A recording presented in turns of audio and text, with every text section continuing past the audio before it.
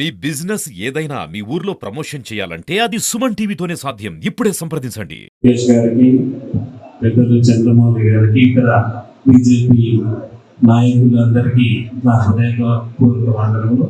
నేను already membership చేసేసుకున్నాను.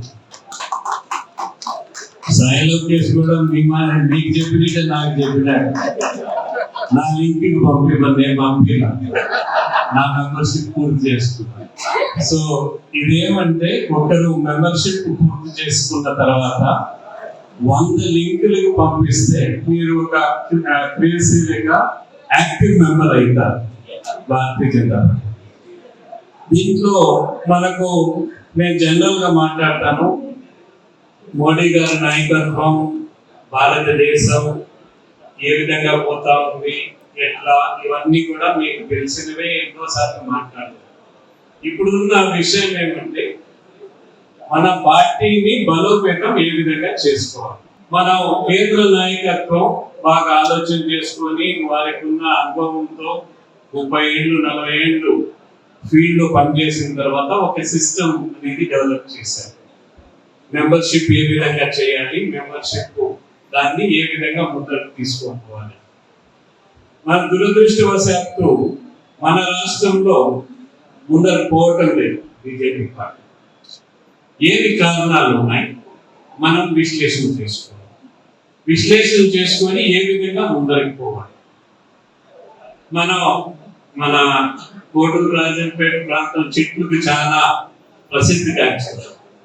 ఒక చెట్టు నాటాన్ని ఏం చేస్తాం మనము, ఆ చెట్టు పక్కన ఒక కట్టి కడతాం. ఎందుకు కడతాము?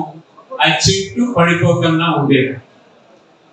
ఆ చెట్టు కొంచెం పెద్దదైతే ఆ కట్టి తీసేస్తాం. మన పరిస్థితి ఎట్లుందంటే ఆ కట్టి తీసేసే పరిస్థితి లేకుండా పోయింది.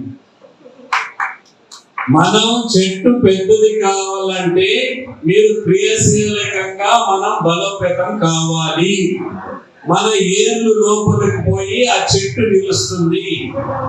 కార్యకర్తలు యాక్టివ్ గా లేకుండా ఉంటే, యాక్టివిటీ కాకుండా ఉంటే మనం ఎల్లకాలం వేరే వాళ్ళ కట్టెలు పట్టుకొని మనం నడిచేదానికి కుదరదు.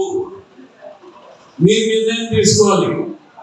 కార్యకర్తలందరూ కూడా వేరే వాళ్ళ సపోర్ట్ తో మనం నడుస్తామా, మనంతకు మనము ఎదిగి మన రాష్ట్ర ప్రభుత్వం బీజేపీ వచ్చే విధంగా చేస్తామా అనేది మీ అంతకు మీరు నిర్ణయం తీసుకోవాలి. కూడా ప్రతి కాన్స్టిట్యున్సీలో కూడా ప్రతి బూత్ మండలంలో, ప్రతి గ్రామంలో, ప్రతి బూత్ లో మనం మెంబర్షిప్ చేసేదానికి విధంగా చూడాలి. మనకు మహిళా మెంబర్స్ ఉన్నారు, మహిళా బూత్స్ ఉన్నాయి. దాంట్లో ఏ విధంగా చేయాలనేది ఒకసారి ఆలోచన చేసుకోవాలి. మహిళా మెంబర్స్ ని మనం చేసుకోగలిగితే ఆ యాక్టివ్ మెంబర్స్ ని ఆ బూత్స్ లో బాగుంటుంది. అంటే యాక్టివ్ మెంబర్స్ మహిళలు, ఆ బూత్ చూసుకునేదానికి మహిళలే ఉండాలి, ఏజెంట్ గా కూర్చోగలిగితే అది ఒకటి. మనకు షార్ట్ కమింగ్ మన ఎలక్షన్ లో మైనారిటీస్ నుంచి వచ్చింది. మైనారిటీస్ ఎంత ఎక్కువ మనము భారతీయ జనతా పార్టీ మనం తీసుకోగలుగుతామో దాన్ని తీసుకునే ప్రయత్నం అది కూడా చేయాల్సిన అవసరం ఖచ్చితంగా ఉంది. మైనారిటీస్ లో ఒక అపోహ సృష్టించింది ఇతర పార్టీ. ఆ అపోహని తొలగించాల్సిన బాధ్యత మన పైన ఉన్నది. నరేంద్ర మోడీ గారి నాయకత్వంలో చాలా బ్రహ్మాండంగా మైనారిటీస్ చేస్తున్నారు. అది మనం ప్రజల్లోకి తీసుకొని పోవాల్సిన అవసరం ఉంది. ఏకైక మన ఎలక్షన్ లో మైనారిటీస్ లో మనకు 15% ఓటు మాత్రమే పడింది. 15% మాత్రమే పడింది ఈ నియోజకవర్గాలు. వీటిల్లో చాలా నా కాన్స్టిట్యున్సీలో కూడా నేను ఒక 20,000 ఇళ్ళు కట్టించుంటాను. మైనారిటీస్ 20,000 ఇళ్ళు కట్టించుంటాను. వాళ్ళకు మసీదులకు కట్టించాం, వాళ్ళకి స్కూళ్ళు కట్టించాం, కాలేజీలు కట్టించాం. అన్ని పనులు చేసినా కూడా ఎలక్షన్స్ వచ్చేటప్పటికి ఆ అపోహ, బీజేపీ పార్టీ అంటే అపోహ, మైనారిటీస్ కి వ్యతిరేకమని ఏదైతే ఇతర పార్టీలు సృష్టించారో దాన్ని నమ్మే పరిస్థితి వచ్చింది.